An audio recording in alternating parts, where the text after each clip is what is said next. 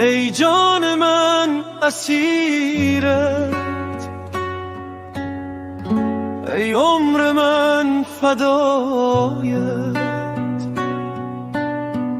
دل به تو بستم همیشه، در کنار تو مهربانت را.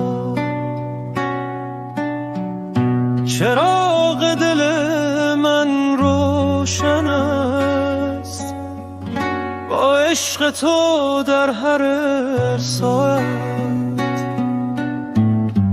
بی تو هیچ نمیخواهم